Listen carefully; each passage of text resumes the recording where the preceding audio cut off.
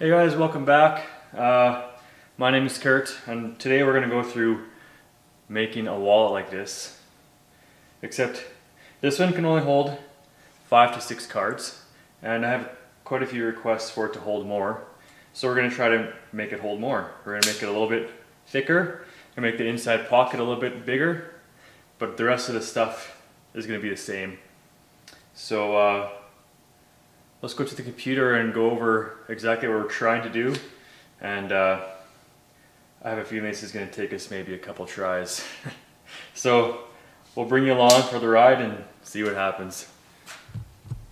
The only real hard part about it is that you end up only holding it, you can see here, that's about 80 thou, or not even 80 thou, that they're sitting in the soft jaws by, which is when you're running your face mill over here and doing your roughing ops, it gets a little bit sketchy. So that's pretty much the hardest part about it. I mean, everything has to obviously line up nicely, but the soft jaws take care of most of that.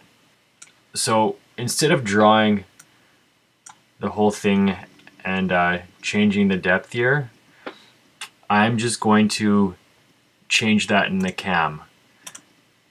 So on the cam side, instead of cutting it like we normally do, so instead of facing it off flush with the part there with the drawing, we're going to face it off, oh come on,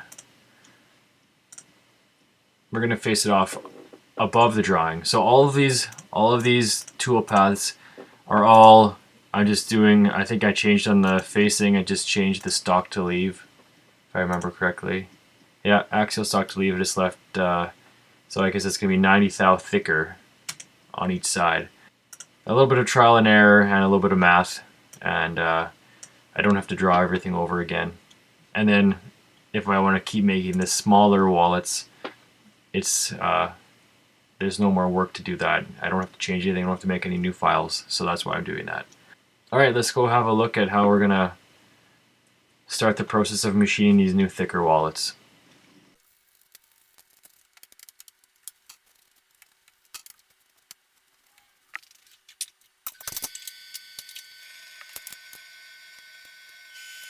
So the reason I'm putting these different jaws on here is to do the first op.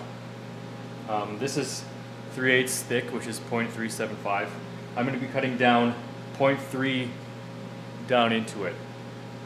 So that's only holding it by 75 thou, which isn't very much. So I'm going to hold it probably by 100 thou or so, or maybe 1/8 of an inch. And if the cutter comes in, cuts through these old jaws, I don't really care. It's just there's aluminum. But I don't want to use the big jaws now because I don't want to cut into them. So I'll cut into these ones that are kind of worn out, and then I'll put the big ones in for the last op and not cut into them. One thing I'm a little bit concerned about now that I'm looking at this is that these jaws are 6 inches and this piece of aluminum is 8 inches long, and it's not really supported in the middle here. You can kind of hear that hollow sound.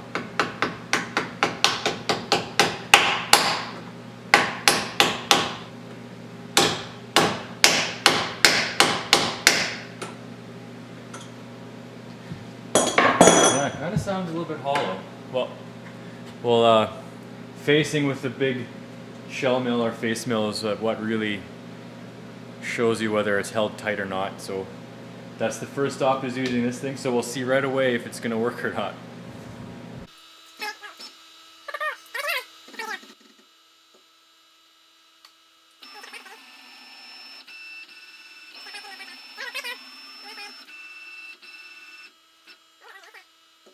Our facing op is taking off from this surface, from what I call 0, we're going to take off 5 thou. So right here we're about 5 thou low, so if I zero in here and here's 5 thou low, it's possible that this corner doesn't get faced off. So we're just going to go a couple thou lower than what it was in the middle. And we're going to call that our 0, that way we guarantee cut this corner.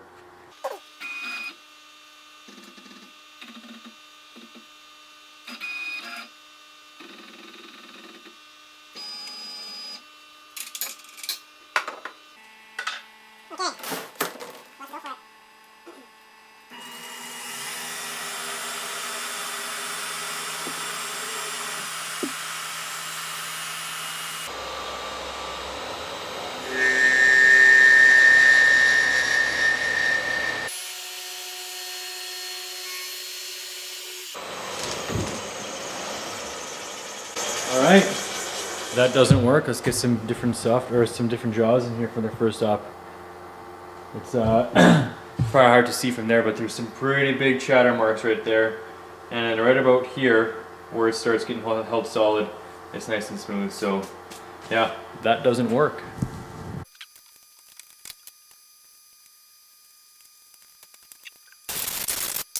Well, let's go see if we can find some bigger jaws than this.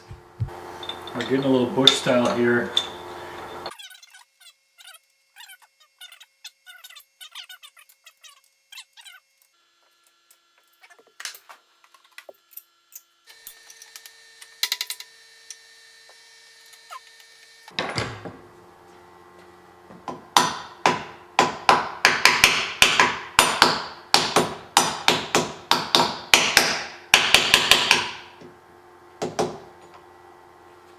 XYZ again.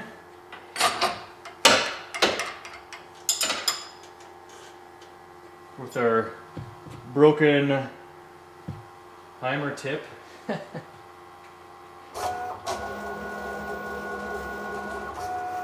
I live in Canada and things take a while to get here.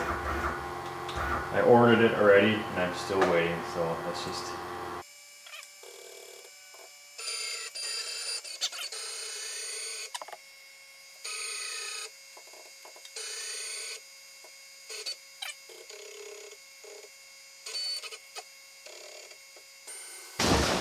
Okay, let's run that again.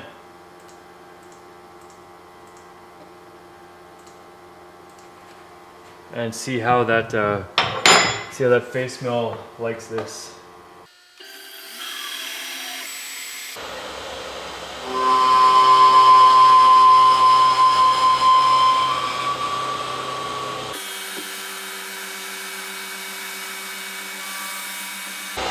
Man.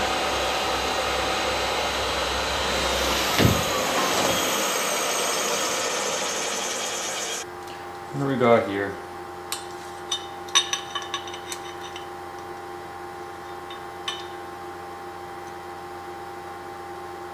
Says 3 inches 50 thou. This side. It's 3 inches 30 thou. So I'm gonna go get, maybe I'll cut like 3 or 4 of these. I'll face it all off at the same time and then. Okay, here we go. Zip those suckers off from the bandsaw. Unfortunately, well, not unfortunately, because they use recycled material, sometimes it comes with welds and different stuff on it. Not all the time, but quite often. And so you gotta deal with it. It faces off super easy.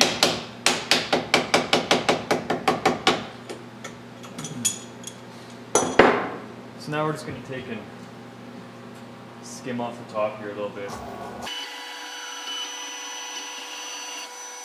And when I'm doing not super finicky work like this, I usually just jog down until I jog down in 10 thou increments until it hits one of the inserts. And we're jogging at let's jog at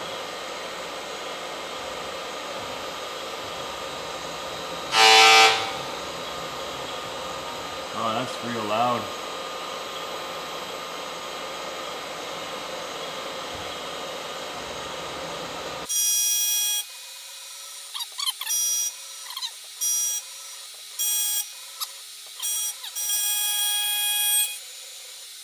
Yeah. I thought this was a parallel cut piece that I grabbed from the junkyard, but apparently that was anything but parallel. Luckily we have a milling machine and we can make things parallel.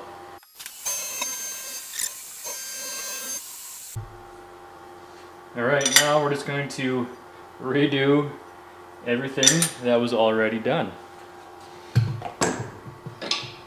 Now another problem that we might be running into, this is the piece that I faced off twice. At about 354. So it should be okay.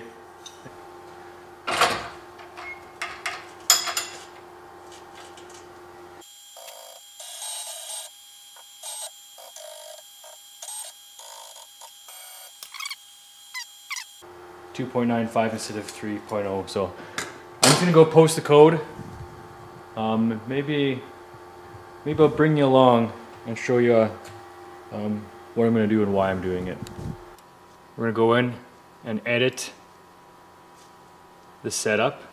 Right now the stock, I had it set up as 8 inches long or wide and 3 inches deep, but 3 inches is not gonna work because it's, well, maybe it would work, but we'll just make sure it's centered in there. So now it's 2.95.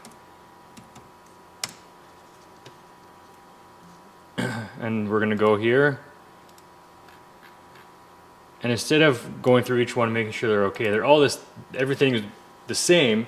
It's just the stock is slightly different size. So we can just go in here, say generate toolpath on the front side, first op, and then we'll just do it all. So normally you can just select it, right click, and say post process, and post to, I always post it just to Dropbox. But on this one, I don't want to have this operation. I only want to have it spiraled on one, and this other one's going to get engraved after it's anodized. So I don't want to spiral that one. So all I'm going to do is select them all, hold Control, unselect that one, post process, post, replace, done. All right, there we go. So sometimes the problem is, so I'll have the G code open, whatever. I'll have this one open in Mach 4, and I'll hit go and something's wrong, and then you can see right here, there's the current tool, and there's an active H offset. So this offset, when I hit stop, this offset doesn't go away. The only way to get it to go away on Mach 4 is to go into MDI and say G49, which is a G code to take the height offset away. So if I hit, as soon as I hit cycle start, it's going to run this MDI code, and it's going to run G49, and you're going to see this 20 is going to go to 0. In Mach 4, if you're having problems with that, if I exit out, totally out of Mach 4 and come back in, it will always have this offset as 0. If you're going to do multiple zeros without closing Mach 4, you're going to have to go here and do a G49 each time. If my 0 stays the same, I really try to keep my 0 the same on all my setups so that I don't have to change this.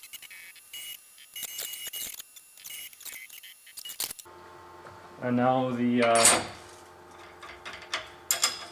facing up for the, what is this, the 4th time?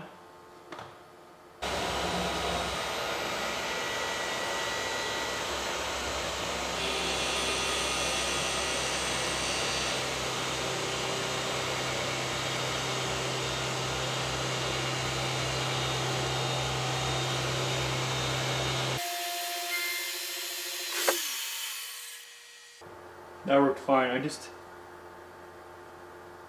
gonna come off. There's just some little fuzzies on there. I think that these inserts are getting a little bit dull. Another thing that I could do to get rid of those is run coolant while I'm facing, which is really important, except in my small shop, yeah, it just gets really stinky with coolant. It seems like as soon as, if you're spraying these things and this thing is spinning at 3,000 RPM, it just like atomizes the coolant, and there's coolant everywhere. Everything smells like coolant. The shop gets really humid and everything. So I try to not run it when I'm running one of these face mills unless I absolutely have to.